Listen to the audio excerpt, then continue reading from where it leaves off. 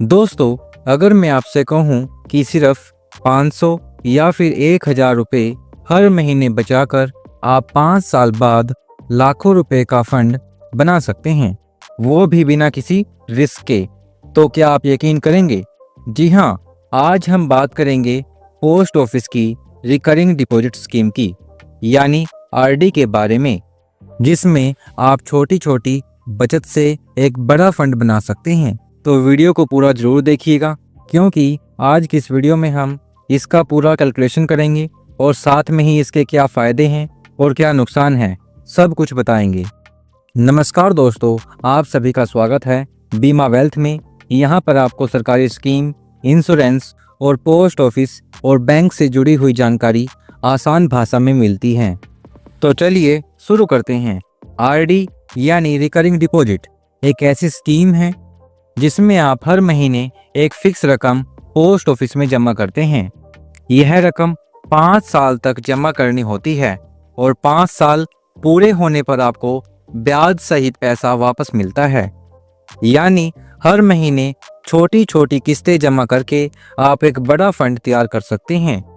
2025 में post office की RD scheme पर 6.7% सालाना ब्याज देखने को मिलता है और यह ब्याज तिमाही में कंपाउंड होता है, यानी हर 3 महीने बाद ब्याज पर ब्याज जुड़ता जाता है।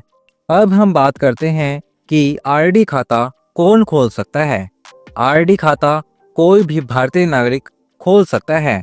आप अकेले खाता खोल सकते हैं, 2 लोग मिलकर जॉइंट अकाउंट खोल सकते हैं, नाबालिग बच्चा भी माता पिता के नाम से खाता खुलवा सकता है। बस आपको चाहिए आधार कार्ड, पैन कार्ड और पासपोर्ट साइज फोटो।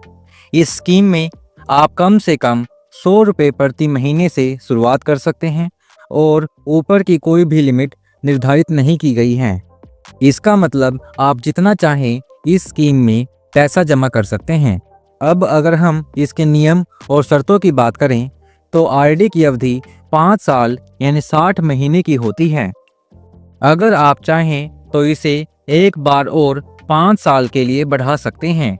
अगर किसी महीने आप पैसा नहीं जमा कर पाते तो 1% जुर्माना लगेगा। लगातार 4 महीने किस्त जमा नहीं की तो खाता बंद हो सकता है। लेकिन अच्छी बात यह है कि खाता बंद होने के 2 महीने के अंदर इसे दोबारा चालू कर सकते हैं। बस आपको बकाया रकम और पेनल्टी जमा करवानी होगी। अब हम इसके प्री मैच्योरिटी क्लोजर की बात करते हैं। आरडी को 1 साल से पहले बंद नहीं किया जा सकता।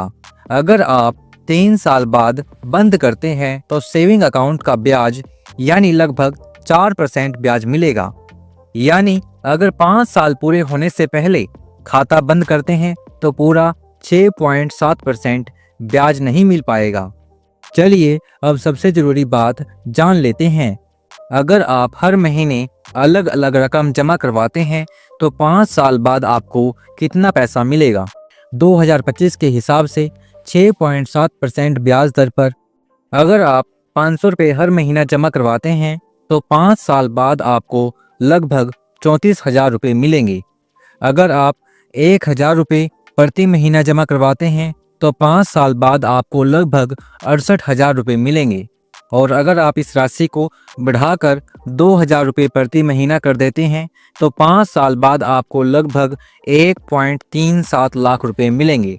और अगर आप इस राशि को 5,000 रुपये प्रति महीना कर देते हैं तो आपको 5 साल बाद लगभग 3.44 लाख रुपये मिलेंगे। यहाँ पर ब्याज कंपाउंडिंग के कारण रकम थोड़ी ज़्यादा होगी। मैंने राउंड ऑफ करके आपको बताया है ताकि आप इसको आसानी से समझ सकें। अब सवाल आता है, क्या आरडी पर टैक्स लगता है? इसका जवाब है हाँ। आरडी से मिलने वाला ब्याज आपकी टोटल इनकम में जुड़ जाएगा और उसी हिसाब से टैक्स देना होगा। ध्यान रहे, आरडी में निवेश पर 80C वाली टैक्स छूट नहीं मिलती, जैसे पीपीएफ या फिर सुकन्या समृद्धि योजना में मिलती है। अब हम इसके फायदों की बात कर लेते हैं। सबसे पहले यह 100% सेफ है क्योंकि इसमें सरकार की गारंटी है। दूसरा, गारंटेड ब्याज मिलता है 6.7% का। तीसरा, आप इसमें आसानी से निवेश कर सकते हैं सिर्फ 100 रुपये से आप इसमें शुरुआत कर सकते हैं। अगर हम आरडी स्कीम के नुकसान की बात करें, सबसे पहले इसमें ब्याज दर कम है, महंगाई से बहुत ज़्यादा फर्क नहीं पड़ता। दूसरा, टैक्स छूट नहीं मिलती। और तीसरा, बीच में खाता बंद करने पर ब्याज बहुत ही कम मिलता है। तो दोस्तों, अब आपको साफ साफ समझ आ गया होगा कि पोस्ट ऑफिस की आरडी स्कीम 2025 आपके लिए कैसी है। दोस्तों, मुझे उम्मीद है कि आपको यह जानकारी पसंद आई होगी। अगर आपको यह वीडियो पसंद आई हो तो वीडियो को लाइक कर दीजिएगा, अपने दोस्तों और अपने परिवार के साथ शेयर कर दीजिएगा। और हाँ दोस्तों, बीमा वेल्थ को सब्सक्राइब कर लीजिएगा। तो मिलते हैं नेक्स्ट वीडियो में। धन्यवाद।